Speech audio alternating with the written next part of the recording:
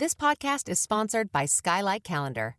Let's be real. Running a household can be exhausting and chaotic. And finding the perfect Mother's Day gift, it's not exactly a no-brainer. Until now. The Skylight Calendar is the best way to organize the family and give everyone, especially mom, some peace of mind to enjoy the things that matter most. The Skylight Calendar is a smart, touchscreen calendar that keeps track of and manages the chores, dinner planning, groceries, and to-dos for the whole family. The Skylight Calendar automatically syncs each family member's digital calendars and displays them all together on one color-coded touchscreen. It even doubles as a digital picture frame, so you can finally share all those special moments that are just sitting on your phone. As a limited-time offer for our listeners, get 15% off your purchase of a Skylight Calendar when you go to skylightcal.com/easy. That's SKYLIGHTCAL.com/easy. Get 15% off your Mother's Day purchase now at skylightcal.com/easy. Hi, everyone. I'm Deb Flashenberg. Welcome to Yoga, Birth, Babies, a podcast produced by Prenatal Yoga Center. We will be diving into everything prenatal yoga, birth, and baby related, hoping to inspire, educate, and empower you through your journey into motherhood. Thank you for listening. Hi, I'm Deb Flashenberg. I'm your host for Yoga Birth Babies, and today we're talking to Lora Heller. She is a music therapist, teacher of the deaf, and a professor at Malloy College and founder of Baby Fingers. It's actually the baby sign language program that we run at Prenatal Yoga Center. It was a joy to speak to Lora about baby sign language and all the benefits. I've known Lora 12-ish years.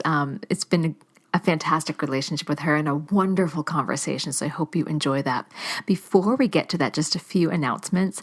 I am so excited about the re-release or the relaunch of my online program, Who's Afraid of the Pregnant Yogi. It is a 5-week course online, and we meet once a week we start April 2nd and goes to the end of April. And it is for yoga teachers who are not necessarily specialized in prenatal yoga or who want more information. And if you're a regular teacher and you haven't had prenatal training and you have a pregnant student walk into your class, you may feel very overwhelmed at what to do. And sometimes that student then gets ignored. So this program is to support the pregnant student in a general class and arm the teacher with some more information to really support that pregnant student. And it's also great for pregnant students. If you're still going to general classes and you want to know a little bit more what to do and maybe your teacher doesn't know, this can teach you. And then also we finalized plans for returning to Charlotte, North Carolina for our teacher training. So I can't believe that's already up on our website, already registering people. The spring training begins in just 2 weeks. The fall training is almost full. I am so blessed that I get to do what I love and meet amazing people along the way. So if any of this resonates with you, check out our website, prenatalyogacenter.com, and join me for some of these offerings. Okay, and then last thing, we have been so blessed that we've been getting donations for the podcast because it is truly a passion project of mine, a labor of love. But we need to still pay the troops, pay the team that puts it together. So thank you for those that have left a donation. It means so much to me. And sometimes those donations are also in a form of a rating review. So if you are enjoying what you're listening to, take a moment, run over to iTunes, Stitcher, Google Play. I think those are the ones we're on, and leave a rating review so other people can find this. All right, so we're going to take a quick break, and when we come back, we're going to talk with Lora. It is Ryan here, and I have a question for you. What do you do when you win? Like, are you a fist pumper, a woohooer, a hand clapper, a high fiver? I kind of like the high five, but if you want to hone in on those winning moves, check out Chumba Casino. At ChumbaCasino.com, choose from hundreds of social casino-style games for your chance to redeem serious cash prizes. There are new game releases weekly, plus free daily bonuses. So don't wait. Start having the most fun ever at ChumbaCasino.com. No purchase necessary. VGW. Void where prohibited by law. See terms and conditions. 18+. Hi, Lora. How are you? Hi, Deb. I'm great. Thanks for having me here. Absolutely. This is fun. I've known you I was actually trying to do the math. And do you have any idea when Baby Fingers started at PYC? I feel like it was 12 years ago, maybe it was more? Somewhere around there. It was at least 12 years ago.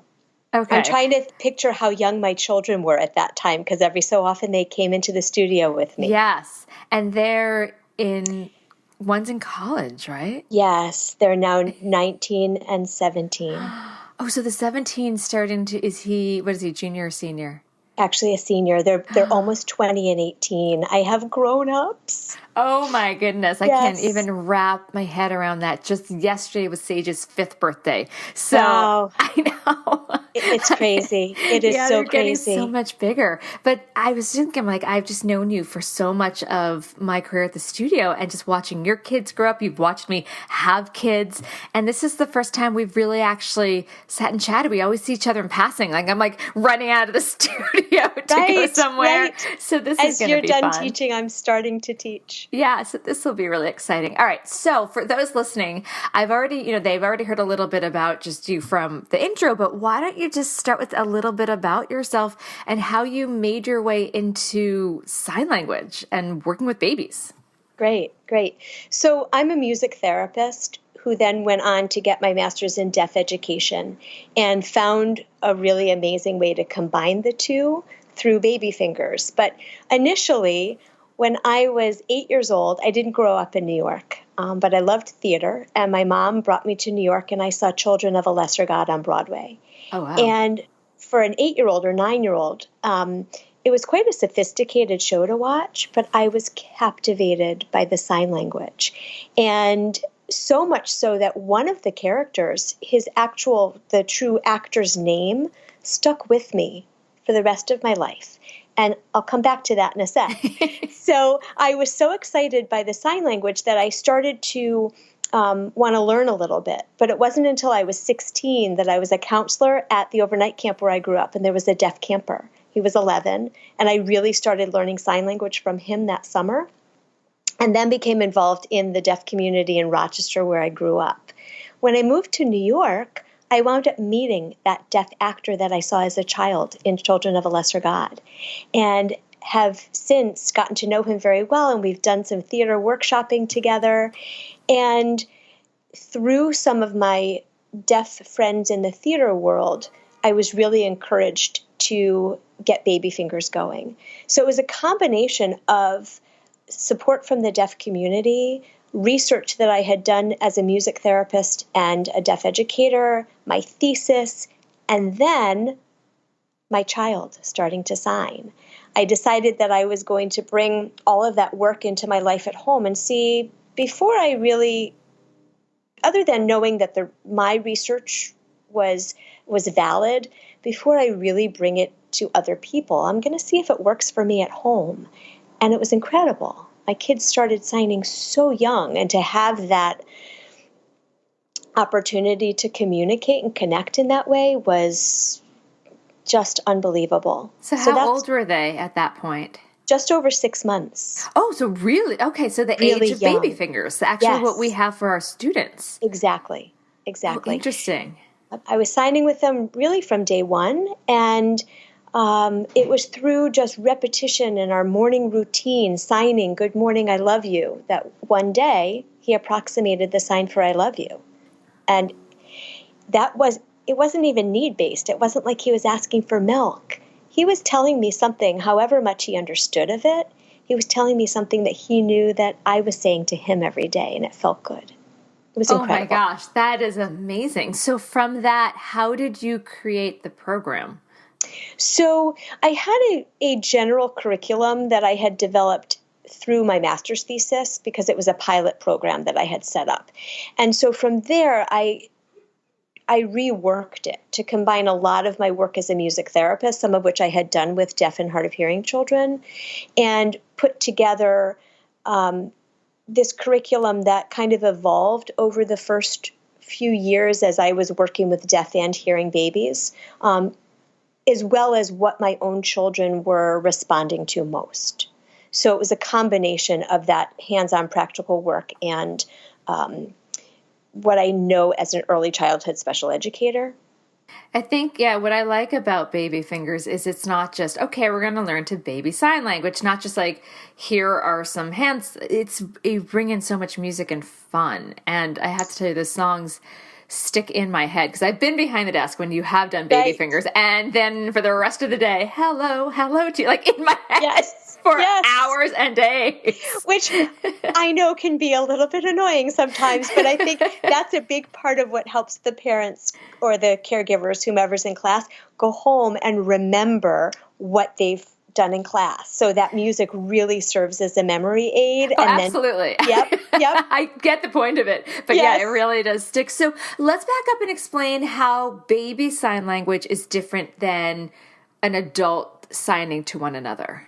So it's a really good question. And I want to just clarify that baby sign language in itself is not a language. So there are people that really say I'm teaching baby sign language. What I say is baby fingers fits into that category of baby sign language classes, but what we really teach is vocabulary from American Sign Language that babies approximate and adapt based on their motor coordination. Because they don't have the dexterity yet to do Right. all of that more intricate stuff, I'm guessing. Yeah. Exactly. So while we have so much else going on in our brain, and it's harder to learn a second language as adults, that we might struggle in the same way. They are so prone to gesturing and pointing, and they want to take in language and communicate, that oftentimes their approximations become more accurate signs more quickly than we realize. But it goes with their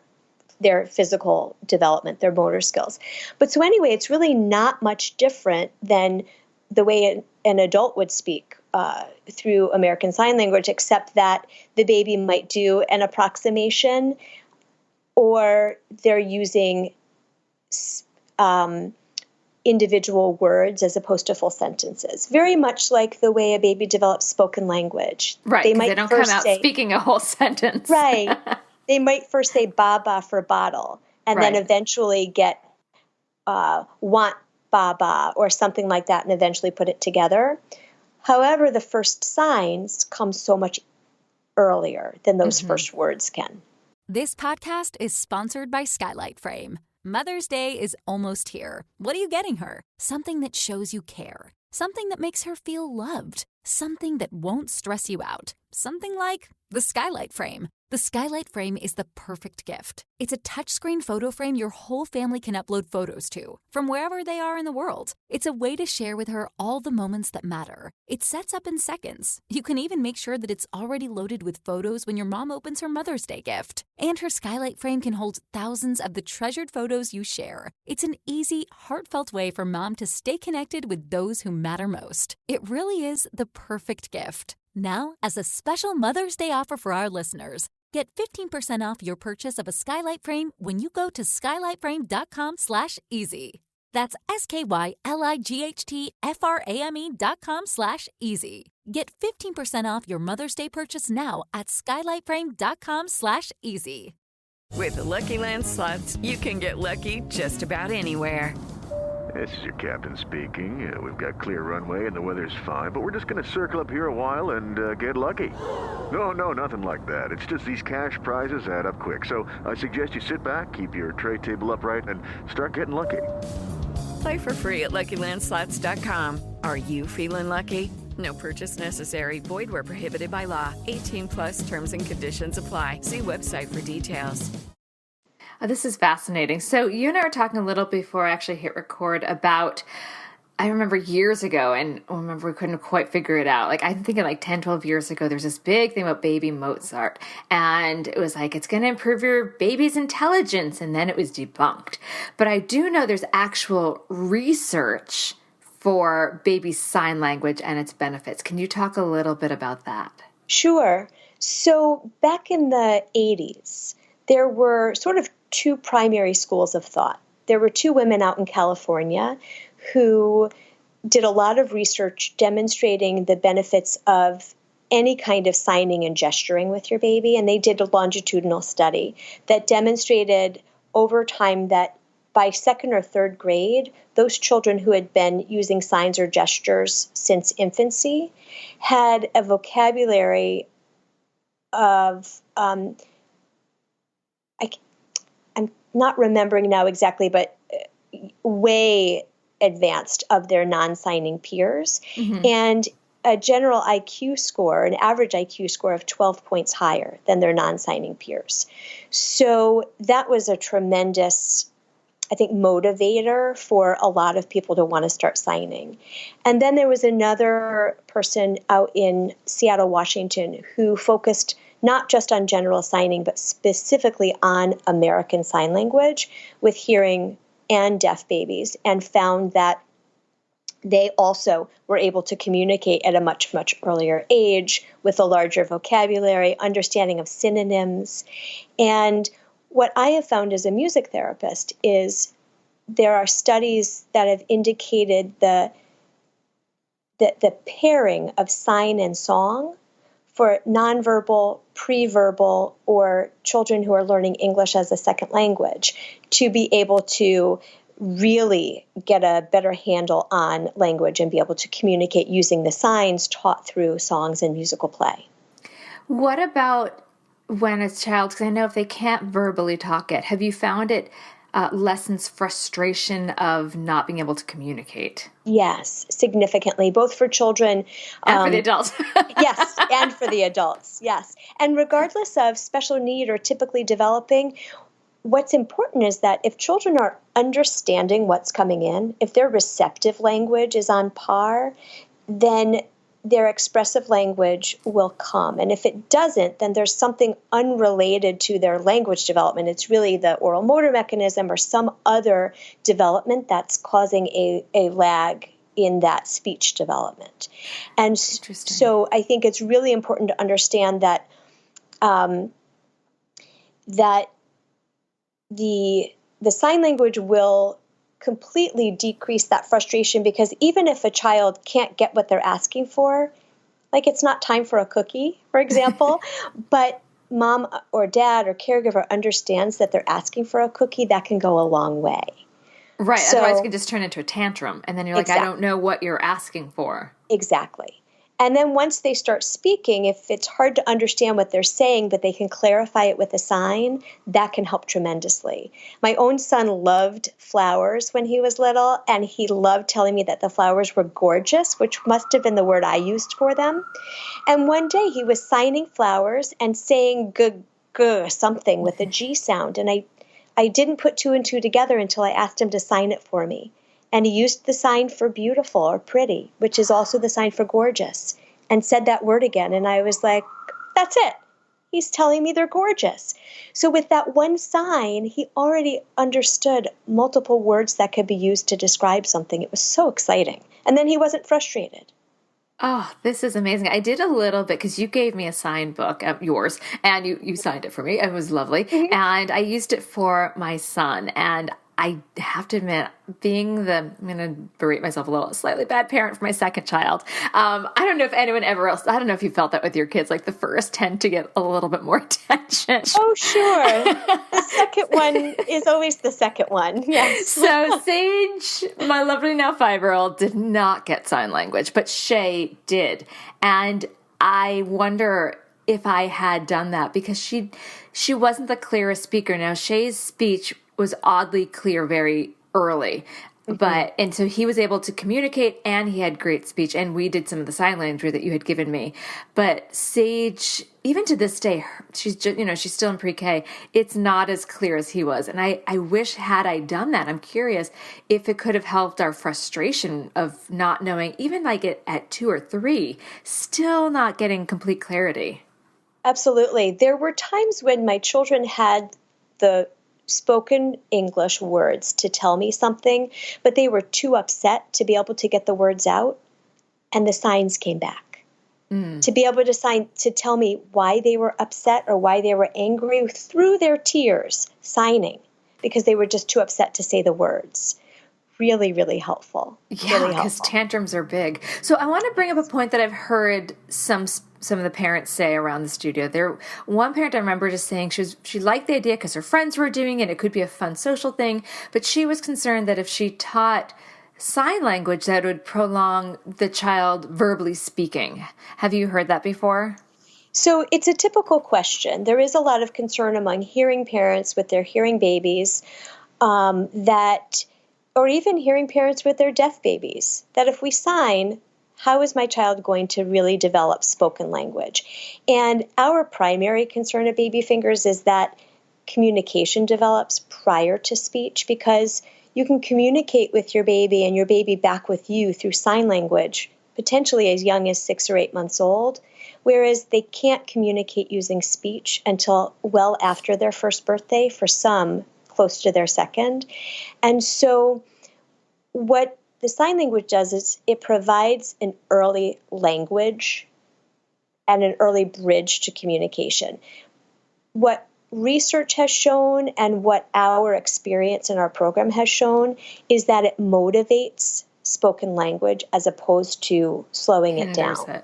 Right. And that most often, if there is an issue with spoken language, that it's unrelated to the sign language. So, for example, my own children, both of them, were signing about 6.5 months old, and putting two signs together at 10 months old, we were having full conversations before they had speech. It was incredible.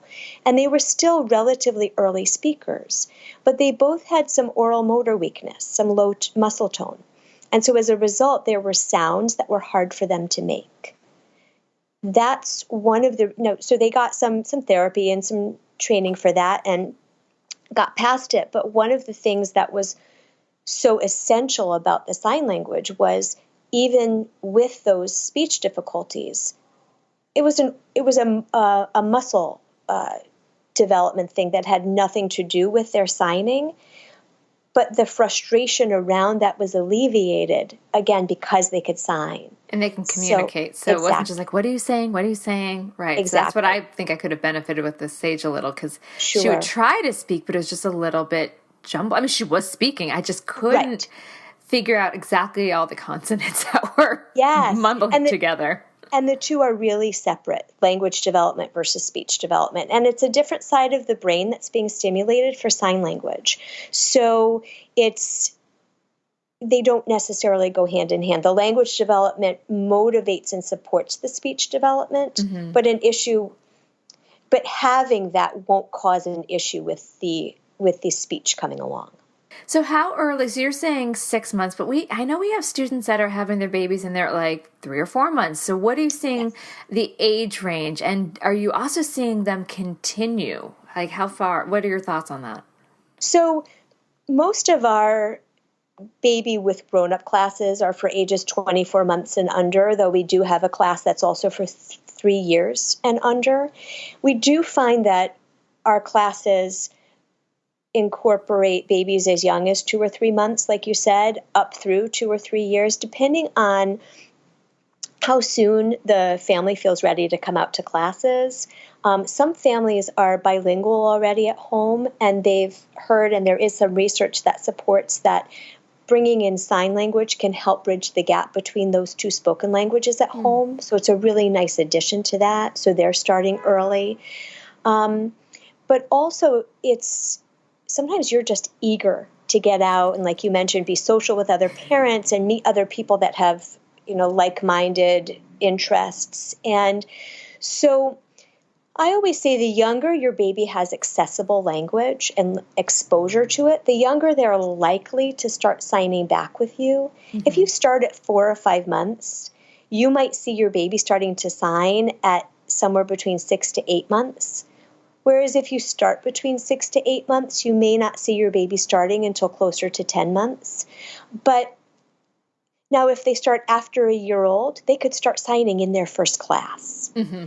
And for the older toddlers and preschool kids, it's really to clarify words that they're having a difficult time speaking, or to solidify American Sign Language as a second language for them. Mm-hmm. So there's really no right or wrong time, but just to understand that the younger you start, you may have a younger signer, but it may be a longer process that you're going through. So a lot of that work early on is that the families, the caregivers and parents are taking home what they learn in class and really, really being consistent with it at home, whether it's 1 sign or 5 signs or however many they remember.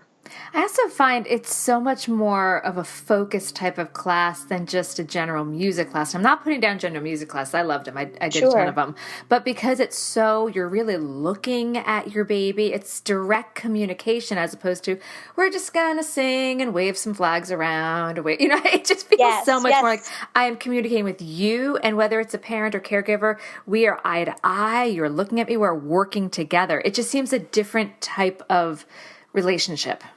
It is. And I think that's part of what really helps, how our program really helps develop a bond and strengthen the bond between the child and the caregiver, because in order to sign with each other, you have to have eye contact and you have to look at each other face to face. And I think it helps the grown-up to stop and look at their child. Put the phone away. Exactly. I really think there's something to that, because how many classes, art classes and music classes, the kids are doing it and the caregiver's on their phone. And I did it too. I'm the mother and I still, but it really forces you to like, we're doing this one-on-one. I think there's something really special about that. I do find when phones come out in our class, it's that they're taking pictures of what's happening with the child as opposed to doing something else, because they do have to be engaged in the process. Yes. Yeah. So it's really, I just wanted to mention that it's really helpful in that way for speech and language in general, because when you're looking at each other, when you have that FaceTime, not only are you seeing the sign language, but you're watching your grown-up's mouth move. Mm-hmm. Your baby is seeing and hearing how the speech is developed as well. So that whole combination is really helpful. Oh, I totally agree. Now, you and I both come from the theater background. So, going to music classes and singing out loud, I loved it. I was like the one parent that was like really into everything. Yes. So how do you help the parents that are more self-conscious, that, like they're not open to singing? Or do you think they get over it because they're doing this for their child? I do think some get over it because they know it's for their child. Every so often I have somebody who's really concerned about singing out loud and I discover they have a beautiful voice. Other times somebody who maybe doesn't sing so beautifully just is so into the songs in class, and it's wonderful because regardless of how you sing, your voice is your baby's favorite, because your voice is the voice that your baby's most comfortable and familiar with. So I tend to use a story that my husband has always told, because he grew up in a family of musicians, except his mom, who was an appreciator of music, but not a musician herself. However, she was the one who always sang the bedtime lullabies. And so her children grew to love, this is my favorite lullaby. It's comforting. It puts me to sleep. Until one night, Dad came in with his beautiful voice to sing that lullaby. And my husband said to his dad, "You're singing it wrong. That's not how Mom does it." And it was really because Mom has no tone. Yeah, exactly. However, that was the tone that all of her children loved and adored. And so it is your voice. I always appreciate it when a parent says to me, "Your voice is so soothing and my baby loves your voice." But it's still your voice, Mom or Dad, that baby is most comfortable and familiar with, that will be most soothing to them. So I can relate. My mom has, sing out, Louise. My mom has, it's probably tone deaf. I have no, but not musical. And she would always sing. And it wasn't until I think I was, went off to school and came back and heard her sing one time, like, oh, you're really That's how it sounds. There was a separation. I'm like, and I always, I enjoyed singing with her. We do a lot of singing in our house where everything is we do sung. as well. Even like brushing teeth, there's a song. And if I don't, my dog's like, sing. Yes. Everything's to a song, probably to the annoyance of my husband, but everything's to a song. So let's talk a little bit about how, and I know this is a little more anecdotal, but so your kids were able to sign very little and helped communication. Did you find it impacted your parenting, having that communication? It did. And when I look back, I think it helped me to slow down. It helped me to be, I think, less anxious as a new mom in certain situations. And even, for example, when they were a little bit more mobile and got a little further away from me in the playground, for example, I could still sign to them from a distance and know that they would understand that I was signing stop or dangerous or wait for me or great job. And so I do think that it allowed me to be sort of more comfortable in my parenting in a variety of situations. Did Even it to ever, the point, yeah. Oh yeah, keep going. even to the point where if they were getting antsy on the changing table, I'd be able to just sign change. We're almost finished, and it would help calm them down. Now I'm thinking about times mainly when I go into the supermarket with them and they see everything they want and I'm like, nope, we're not gonna get that. We're not gonna get that. And then I'm starting to get frustrated and I don't want to raise my voice because, we're in the middle of Whole Foods or something. Right? I don't want to be a spectacle, but was that something even as they got older that you feel like stop or like I said no instead of having to be like verbally calling attention to yourself? Yes. I will say that many, many times in situations like that or other public situations, being able to sign things like stop or I gave you 3 choices or something like that was extremely helpful. And to the point where, I'll give you an example, we were visiting an elderly family member whose spouse had died. And I was hugely pregnant with my second child. So my older one was almost 2. And we were in this very fancy apartment with a lot of people and a lot of things. And he got way to the other side of this huge living room, and I couldn't navigate through to him. And he was in a phase where he looked at me before he did something he shouldn't do. He was like, I'm going to drop this. Yes. Now, whereas my younger one would look at me and then still do it, my older one got to these very fancy things, stopped, looked at me across this huge living room, and I signed in my most silent but sternest way possible, touch no. And he looked at me and went, didn't do it, and came back, made his way over to me. And it was just a moment that I will never forget because it could have gone the other way. And nobody knew that there was a potential issue there or that he had to be redirected or anything like that. It was really phenomenal. And again, he wasn't even 2 yet. Yeah, I would have been the crazy parent, like, stop! And everyone would look and been totally inappropriate. Sure, put that down! Like I could, right. Which I still do. Well, so do I. However, there were so many more moments where I didn't have to. But that's wonderful. It's really great. So I feel like there's so much about baby sign language. Is there anything I didn't ask that you think is really relevant for people to know as they're learning about it or considering it? Well, I do think a couple things to think about. One is that a lot of people look at it as something that is too foreign to them. It's too hard to learn. Come and try it because it's super fun. And that's one thing. It's really so much fun. And maybe you'll benefit from it.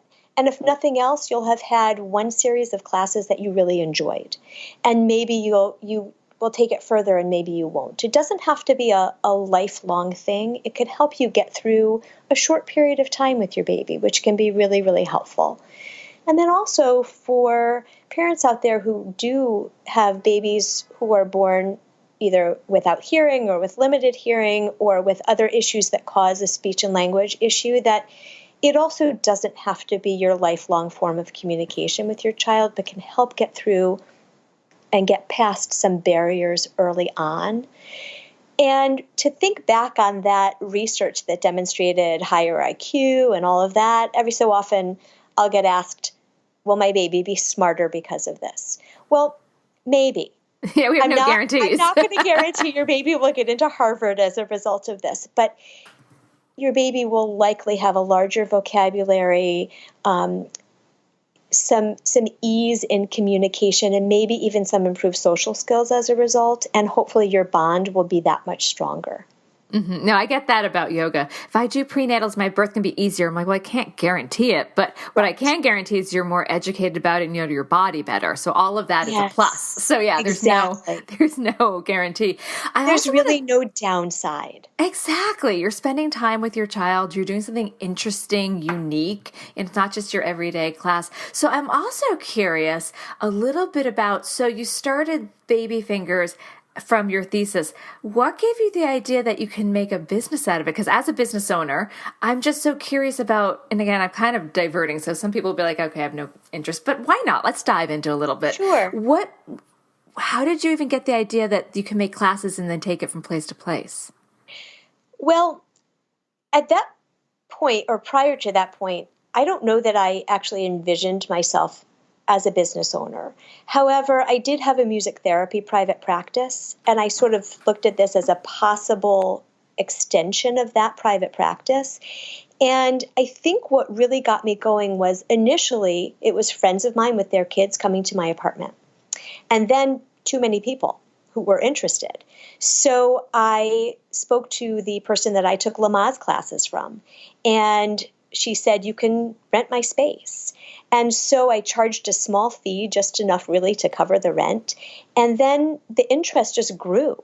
And I thought, okay, I'll charge a little more and I'll offer more classes so that I can cover the fees. And then people in Brooklyn heard about it, and people in other parts of New York heard about it. And I was traveling all over the place. And then I was like, I have a baby. I can't do this anymore.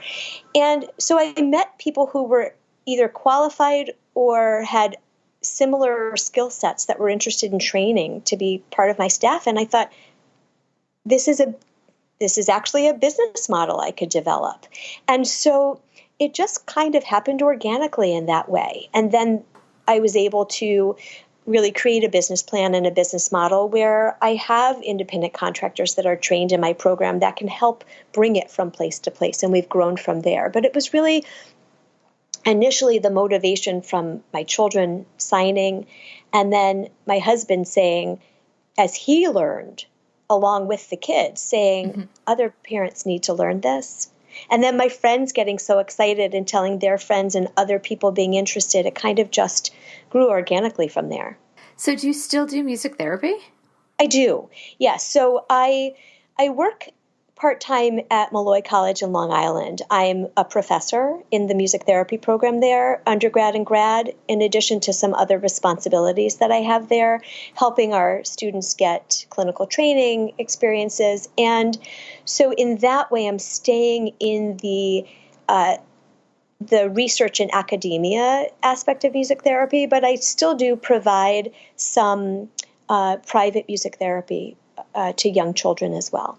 Oh my gosh. I mean, 'cause I know your schedule, like your teaching schedule, and you're all over It's the busy. place. It's busy. Very busy. But I love what I do. I really do. I'm very, I can relate very to that. fortunate. Yeah. I can relate to that. All right, so we're going to take a quick break. And when we come back, I'm just going to ask you a little bit about a tip or piece of advice for new and expectant parents. We're just going to hold on for one moment. With Lucky Land Slots, you can get lucky just about anywhere. Dearly beloved, we are gathered here today to... Has anyone seen the bride and groom? Sorry, we're here. We were getting lucky in the limo and we lost track of time. No, Lucky Land Casino, with cash prizes that add up quicker than a guest registry. In that case, I pronounce you lucky. Play for free at LuckyLandSlots.com. Daily bonuses are waiting. No purchase necessary. Void where prohibited by law. 18+. Terms and conditions apply. See website for details. And we're back. Great. So, Lora, all right, as a parent and someone who works constantly with kids, what is one tip or piece of advice you can offer new or expectant parents?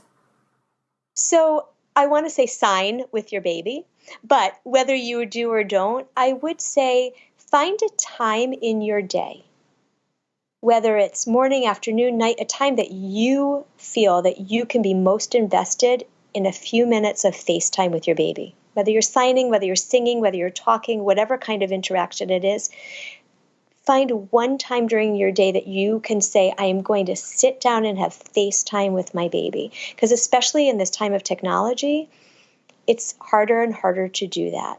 And that way you know that every day you're going to at least have some unique, authentic interaction with your baby, and it will go a long way. And I think from that, it will expand your opportunity to do that on a daily basis. I love that piece of advice. I try to do, I do that every day with my two kids. And I have to admit, sometimes I'm just tired by the end of the day. I have already, gotten lunches ready for the next day and done dinner and cleaned up and bath and put them to sleep. And all I want to do is just go downstairs and, I still work, but just have time by myself. But every night I still sit in bed with my daughter and read to her, and then sit in bed with my son. Now he actually reads next to me. So now we each have our own book. Oh, so nice. He reads his book, I read my book. But as much as I want to be done with my day, I know there's going to be memories, hopefully, that they're going to remember Mommy was with me individually. Yes. And you can attest to this as a parent of practically adults, you don't have that same time. So you don't. I'm trying to savor it. You wind up missing it. Yes. Yeah. And while I don't always love every moment of reading Fancy Nancy or Pinkalicious, sometimes I plow through it. I do try to remember there's going to be a time when they don't necessarily want me, or it's just not part of our lives anymore. Exactly. So I loved that piece of advice. It's something to really savor. I think it's really key. And whatever time of day it is or whatever it is you're doing together, to know, and for your child to know that you'll have those moments. Yeah, because I'm sure your kids can look back and be like, this was our special language together. Like a lot of their friends probably didn't have that. Exactly. And I will say my children were not the easiest to put down to bed at night. And there were certainly nights where I was like, can't I just walk out and close the door and have them go to sleep? But those times where we were spending a little more time helping them fall asleep, those were actually times where they signed more or talked more or told us more about their day. And so it was really kind of special. Oh, I love that. All right, so where can people find your work? So check our website, mybabyfingers.com. We offer classes all around Manhattan. We're also in Brooklyn and Queens. We're in Hoboken, New Jersey, and in Long Island. We also offer some live online classes and just free resources on our website as well. So check the website again, mybabyfingers.com. Email us, info@mybabyfingers.com. We're happy to answer questions and supply other resources for you as well. And for the Upper West Siders or PYC community, I think we have 3 classes running right now. We at PYC. do. Currently 2, and starting March 13th, we'll have the 3rd. It's just a couple weeks away. It's one of our most popular classes. I adore it. I think it's just such a special class and just so unique. So I am thrilled that you've been part of the fabric of our studio for years, and it just continues to grow. It's really been such a delight, and the community has really developed so beautifully there, where every session we have new families coming in and returning families coming back. So it's just wonderful. Yeah, and it's beautiful to watch that. And I see the yoga students, because, a lot of them at some point age out of like the baby and me classes, but they're still part of our community. And I love that we can say, you can do this for years. They can keep coming for a while. It makes me so happy. And our curriculum just grows with them. So it's really exciting. Well, thank you so much for your time. I really appreciated our chat today. Deb, thank you. I appreciate it as well. I love this supportive community, and I love Prenatal Yoga Center. Thank you. All right, be well. You too. This has been an episode of Yoga Birth Babies, produced by Prenatal Yoga Center. You can catch us on Facebook, Twitter, Instagram, and Periscope. I'm Deb Flaschenberg. Thanks for listening.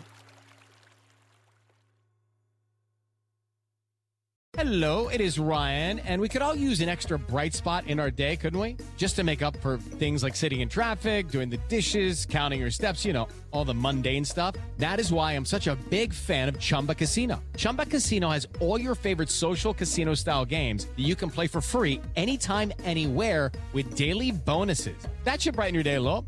Actually, a lot. So sign up now at ChumbaCasino.com. That's ChumbaCasino.com. No purchase necessary. VGW Group. Void where prohibited by law. See terms and conditions. 18+.